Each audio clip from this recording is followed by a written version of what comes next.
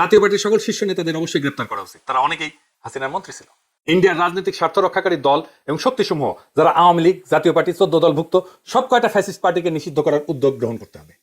গণ অভ্যুত্থানে নেতৃত্ব প্রদানকারী শক্তিসমূহ এবং পক্ষ অবলম্বনকারী রাজনৈতিক দলগুলোকে অতি দ্রুত একসাথে বসতে হবে, যেখানে বিএনপি, জামাত ইসলাম, এনসিপি সহ খুনি হাসিনা সরকারের উৎখাতের আন্দোলনের সহযোগী অন্য দলগুলোর ঐক্যবদ্ধভাবে ফ্যাসিবাদের দোসর এবং ইন্ডিয়ার এজেন্ট জাতীয় পার্টি এবং 14 দলকে নিষিদ্ধ করার কর্মসূচি দিতে হবে।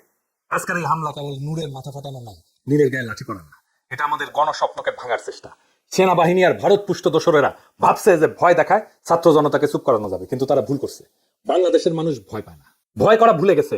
ভয় পাওয়াইছে হাসিনা অনেকদিন, সেই ভয় ভেঙে হাসিনাকে সে তারা তাড়াইছে। জনগণ পিছু হটবে না, ইতিহাস কাউকে মাফ করে না। আওয়ামী লীগ, জাতীয় পার্টি, 14 দল যে যার রঙে রাঙায় নিজেদের বাঁচাইতে চাইতেছে, তারা সবাই 2024-এর জুলাই বিপ্লবের পরাজিত শক্তির দোসর। আজকে বাংলাদেশকে রক্ষা করতে হইলে এই দোসরদেরকে নিষিদ্ধ করতে হবে। সেনারা ব্যারাকে ফিরুক, আইন শৃঙ্খলা রক্ষা করবে জনগণের সরকার, সিভিল প্রশাসন, জনগণের প্রশাসন। আমরা চাই ভারতের দালালি থেকে মুক্ত একটা স্বাধীন রাষ্ট্র, আত্মমর্যাদাশীল রাষ্ট্র। আজকে সকল গণতন্ত্রকামী শক্তিকে এক টেবিলে বসতে হবে। বিএনপি, জামাত, এনসিপি, ছাত্র সমাজ সবাই মিলে ঘোষণা দিতে হবে, আমরা ফ্যাসিবাদের শেষ চিহ্ন মুছে দেবো। ফ্যাসিবাদের সহচর সকল রাজনৈতিক শক্তিকে আমরা বাংলাদেশের রাজনীতি করতে দেবো না। আমরা ভারতের দালালি ভাঙবো। আমরা বাংলাদেশের ভবিষ্যৎ নতুন করে লিখবো। যত আঘাত আসুক, যত ষড়যন্ত্র হোক, ইতিহাসের চাকা আর পেছনে ঘুরবে না।